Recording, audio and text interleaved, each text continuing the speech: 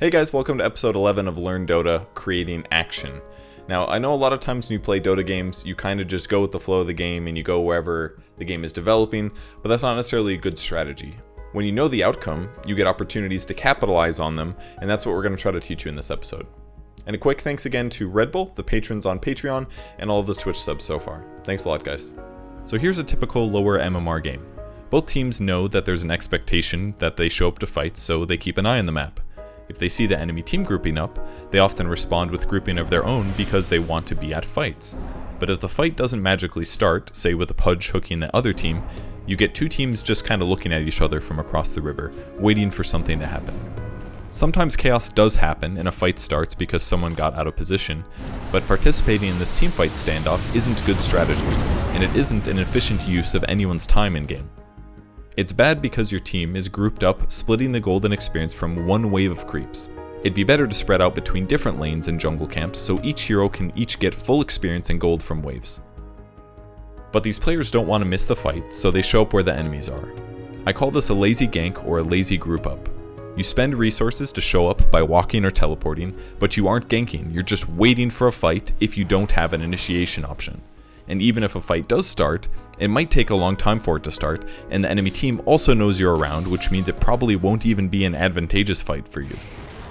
So before you teleport to the mid lane because everyone else is there, make sure that you check to see if a fight has for sure broken out, or that you'll for sure be able to initiate the fight if you do go.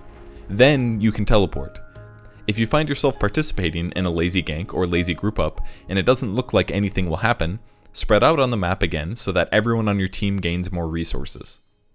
In line with that, what you're going to learn today is how to maximize resource collection and turn it into ganks so you can avoid lazy ganks. What you need to do is push lanes.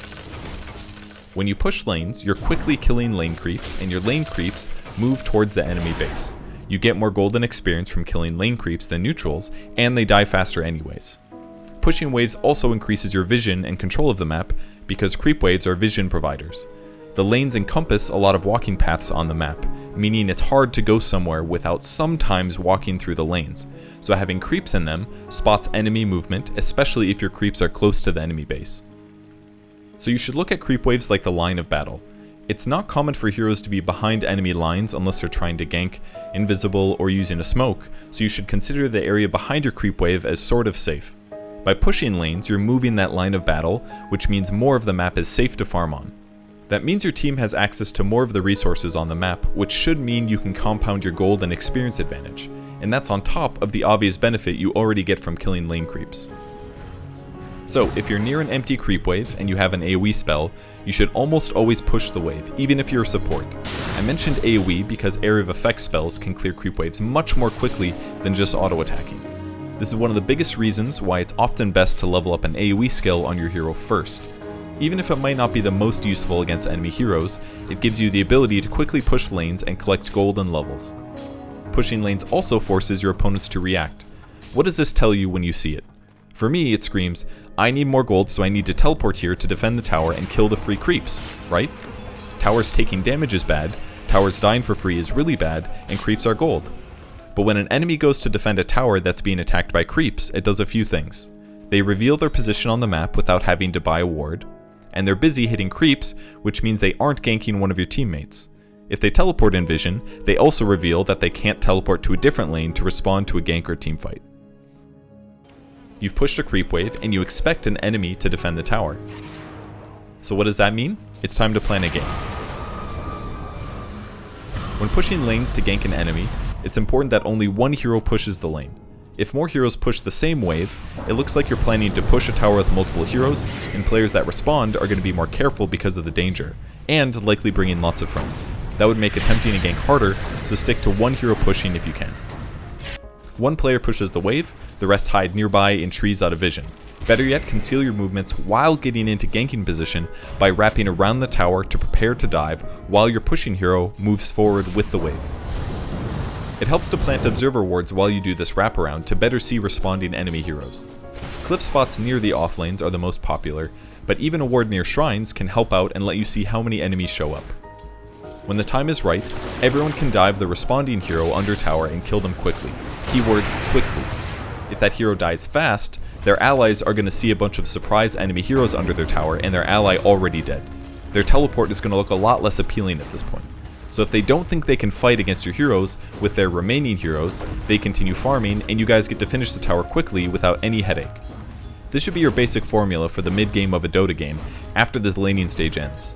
Push waves, sometimes gank the heroes that respond to push waves, and turn that into a hero advantage that means an uncontested and dead tower. If you do this more times than your opponent does, you get a big gold advantage, which makes completing the formula even easier for the rest of the game. Towers don't often die otherwise. If you don't push lanes and spend most of your time jungling, you will increase your farm level by a bit, but you aren't really taking the game's destiny in your hands. Eventually a fight would start, and maybe your team would win this lazy gank and be able to push a tower afterwards, but it's pretty much flipping a coin. So let's push lanes and think about some other reactions that happen. Let's say all of this wrapping around and preparing to gank is for nothing. You push your lanes, the creeps are hitting tower, but no one shows up to defend. If you feel comfortable, especially if you have vision near the tower, just hit the tower with help of your creeps. If the enemy doesn't show up, you kill a tower for little effort. If they do eventually show up with enough heroes to prevent you killing them, they defend a very damaged tower and you walk away back to your jungle to farm, knowing that it'll take less damage the next time you pressure the tower, and they had to spend time walking or teleporting to the lane to defend your push. Here's another common event when pushing. You're pushing a creep wave up to a tower, and you don't have any wards or nearby allies, and you feel scared because you don't see many of the enemy heroes. In times like this, it's best to let your creeps do the tower damage.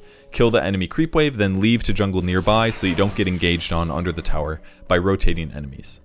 It also helps to know that as long as your team is pushing waves in multiple lanes, then multiple towers are being pressured, and your opponents will have to split up their heroes to defend all places. If they show up in force at one spot, like with 3 heroes and kill your offlaner who's pushing a tower, that means you, the carry, see 3 enemy heroes top, so now you feel comfortable pressuring and attacking the tower in your lane, even if you don't have good vision nearby.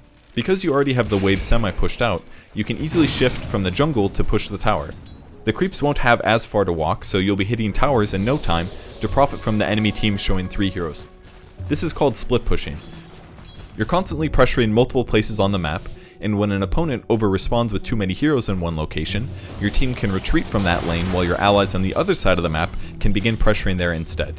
It helps a lot to have creep summons, high physical damage, or spells that affect towers when you're trying to split push, because it helps you quickly kill towers when enemies are busy elsewhere. But mostly you just need an AoE spell so you can quickly kill creep waves and let your creeps and you focus on hitting the building.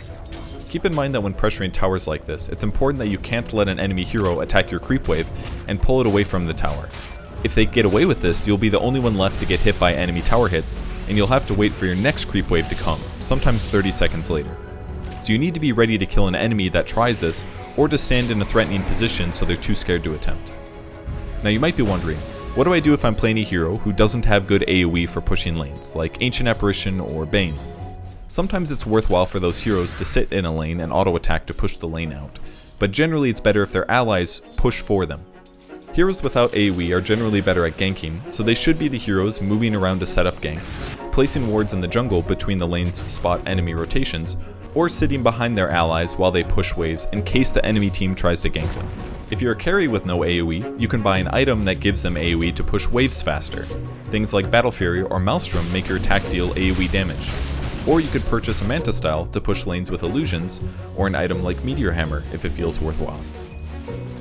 But if you don't need those items because you already have AoE nukes, making sure that you have enough mana to cast those spells and still fight afterwards is going to be an important way to spend money. Because we know that pushing creep waves is the first step to creating action in Dota 2. That's it for this episode on creating action. Once you guys have taken a bunch of towers, finding kills and setting up ganks becomes a little bit harder and different. So what we're going to teach you in the next episode is how to set tempo, how to effectively secure ganks, and how to retain more map control and take an even bigger advantage going into the late game. Thanks for watching.